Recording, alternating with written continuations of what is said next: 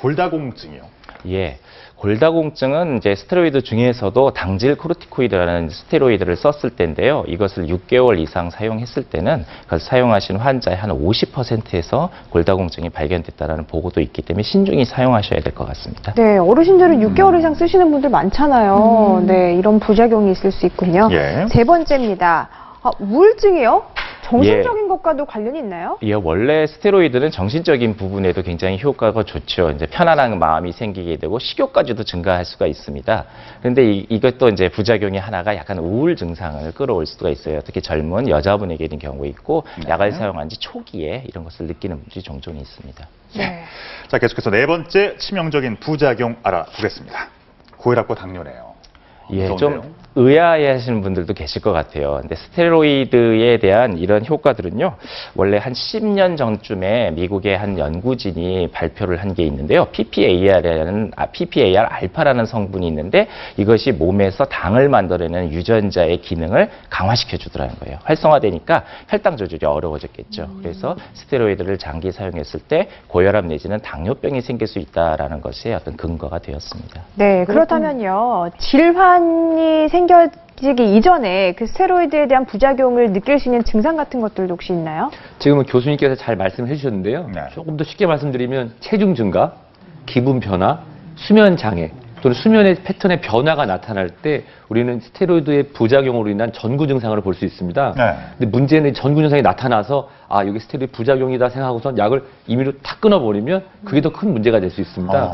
이러한 부작용이 전구 증상이 나타난다 싶으면은 꼭 주치의 선생님과 상담을 하셔서 점진적으로 줄이셔야 됩니다. 점진적으로 줄이지 않는 경우에는 오히려 치료의 효과가 반감되거나 또는 혈압이 올라가는 등의 예기치 못한 부작용이 나타날 수 있기 때문입니다. 그렇군요. 아이, 정말 엄마들 공부해야 될 것 같아요. 저도 저희 아이 어렸을 때 아토피로 막 가렵다고 그럴 때 막 펴발라줬거든요. 아이고. 알고 발라줘야 될 것 같습니다. 그래서 정리를 했습니다. 제가 반성하는 의미로 스테로이드 부작용을 부르는 나쁜 습관 무엇이 있을까요? 열어볼까요? 증상 비슷하면 연고를 아무데나 바른다. 다 발라줘서. 아우 제 얘기예요. 네, 그죠? 엄마가 처방해 주시잖아요, 보통. 네. 황 자, 교수님. 예, 그렇습니다. 제가 말씀을 드리면서 이 그림을 같이 보시면 좋을 것 같아요. 의사협회에서 발표한 내용을 보면 스테로이드를 잘못 사용하는 예로 볼 때 대표적인 게 무좀, 그다음에 여드름, 세균성 감염 여기에 많이 사용하는 경우인데 이게 무려 한 75%나 됩니다. 예. 이게 참 잘못 사용된 경우라고 볼 수 있겠죠. 네. 그러니까 감염성 질환을, 그러니까 그 면역력을 좀 떨어뜨리는 모양이죠. 네. 예, 그렇습니다. 이런 데 쓰면 안 된다는 얘기시죠. 다시 한번 짚어볼까요? 지금 예. 무좀이 나왔었고요. 네. 그 다음에 두 무좀은 번째가? 진균이라는 곰팡이에 의한 건데요. 지금 예. 스테로이드는 염증을 억제시켜주는 거거든요. 사실은 상관이 없죠. 아. 네. 그러니까 가려우니까 뭐 이런 것들이 낫겠다라는 생각 때문에 바르게 되는데 네. 무좀을 치료할 수 있는 시기를 놓치게 되는 경우도 생길 수 있고요. 네. 또 마찬가지로 뭐 여드름이나 세균성 감염은 전혀 스테로이드 쪽하고는 조금 관계가 좀 적은데 오히려 네. 이런 걸 바르면 낫지 않겠느냐라는 생각 때문에 약의 잘못된 사용 예가 되겠습니다. 네, 그 아래 그런 감염증, 뭐 상처 감염됐을 때도 바르면 안 되는 건가요? 꼭 아니다라고는 할 수 없는데 아까 말씀드린 대로 가려움증에 대해서 가려움을 해소시켜주는 데는 약간의 효과가 있을 수 있습니다. 예. 그러나 저거는 원인균 바이러스나 균을 죽이는 살균요법제랑 같이 써야 더 효과가 있다고 보겠습니다. 진단과 처방을 확실히 받는 것이 좋다는 네, 말씀이고요. 맞습니다. 그런가 하면 또 이제 비슷한 말씀인데 어른이 쓰다가 뭐 증상이 좀 비슷하면 이렇게 약을 돌려 쓰는 경우도 있거든요. 네, 네. 바르다가 효과가 있으면 아이한테도 발라주게 되잖아요. 네.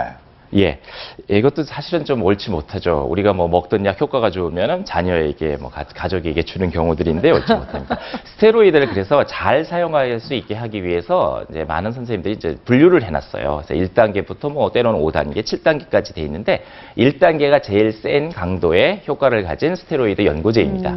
예. 그런데 1단계랑 마지막 단계까지 차이가 심지어 약의 강도가 뭐 500배, 600배 차이 난다라는 보고도 있어요. 그만큼 아주 강렬하기 때문에 제일 아래 단계의 약을 보통 어린이들에게 사용을 합니다. 그래서 이런 부작용이나 사용료를 잘 아셔야 될 게 이 부작용은 사용한 세기, 강도의 약과 사용한 기간의 곱에 비례합니다. 그렇기 때문에 정확한 사용이 필요하겠죠. 그렇군요. 앞으로 스테로이드 연고 돌려쓰기 안 됩니다. 안 됩니다. 자, 계속 이어보겠습니다. 스테로이드 부작용을 부르는 나쁜 습관입니다. 무엇일까요?